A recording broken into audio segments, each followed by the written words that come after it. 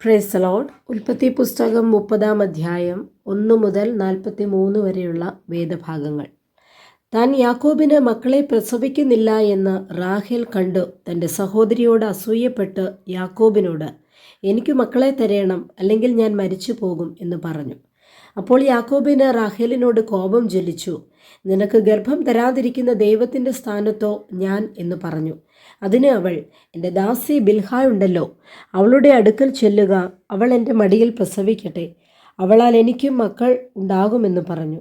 അങ്ങനെ അവൾ തൻ്റെ ദാസി ബിൽഹായെ അവന് ഭാര്യയായി കൊടുത്തു.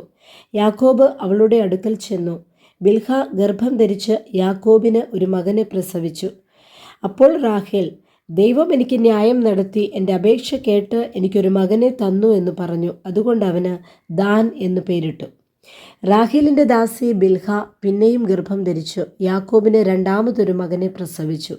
ഞാൻ എൻ്റെ സഹോദരിയോട് വലിയൊരു പോർ പൊരുത് ജയിച്ചിരിക്കുന്നു എന്ന് റാഹേൽ പറഞ്ഞ് അവന് നഫ്താലി എന്ന് പേരിട്ടു. തനിക്ക് പ്രസവം നിന്നുപോയി എന്ന് ലേയ കണ്ടാറേ തൻ്റെ ദാസി സിൽപ്പായെ വിളിച്ച് അവളെ യാക്കോബിന് ഭാര്യയായി കൊടുത്തു. ലേയായുടെ ദാസി സിൽപ്പ യാക്കോബിനൊരു മകനെ പ്രസവിച്ചു. അപ്പോൾ ലേയ ഭാഗ്യമെന്ന് പറഞ്ഞ് അവന് ഗാദ് എന്ന് പേരിട്ടു. അതിനുശേഷം അവൾ ഒരു മകളെ പ്രസവിച്ച് അവൾക്ക് ദീന എന്ന് പേരിട്ടു.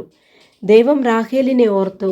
ദൈവം അവളുടെ അപേക്ഷ കേട്ട് അവളുടെ ഗർഭത്തെ തുറന്നു.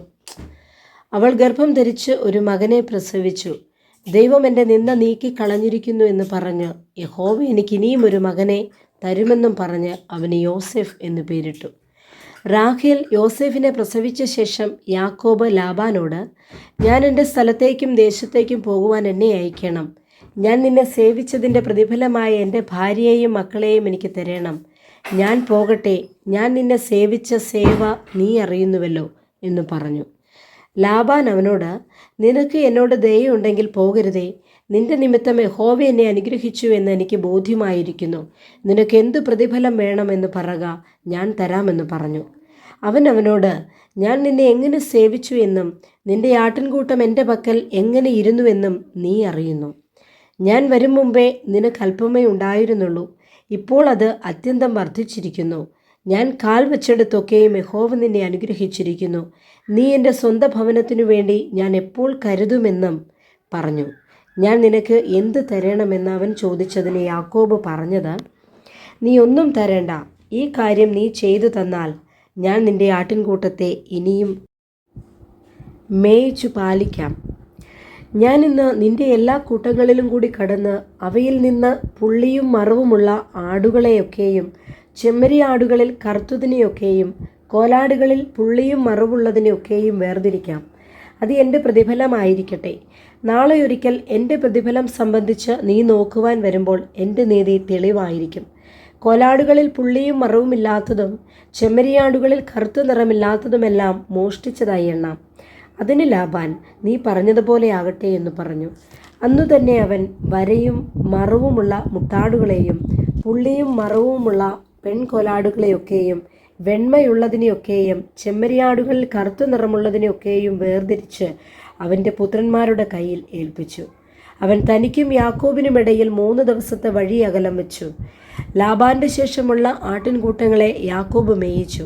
എന്നാൽ യാക്കോബ് പുന്നവൃക്ഷത്തിൻ്റെയും ബദാം വൃക്ഷത്തിൻ്റെയും അരിഞ്ഞിൽ വൃക്ഷത്തിൻ്റെയും പച്ചക്കൊമ്പുകളെ എടുത്ത് അവയിൽ വെള്ള കാണത്തക്കവണ്ണം വെള്ളവരയായി തോലുരിച്ചു. ആടുകൾ കുടിപ്പാൻ വന്നപ്പോൾ അവൻ താൻ തോലുരിച്ച കൊമ്പുകളെ പാത്തികളിലും വെള്ളം പകരുന്ന തൊട്ടികളിലും ആടുകളുടെ മുമ്പിൽ വെച്ചു. അവ വെള്ളം കുടിക്കാൻ വന്നപ്പോൾ ചനയേറ്റു. ആടുകൾ കൊമ്പുകളെ കണ്ടുകൊണ്ട് ചനയേറ്റ് വരയും പുള്ളിയും മറവുമുള്ള കുട്ടികളെ പെറ്റു. ലേയായുടെ ദാസി സിൽപ്പ യാക്കോബിന് രണ്ടാമതൊരു മകനെ പ്രസവിച്ചു.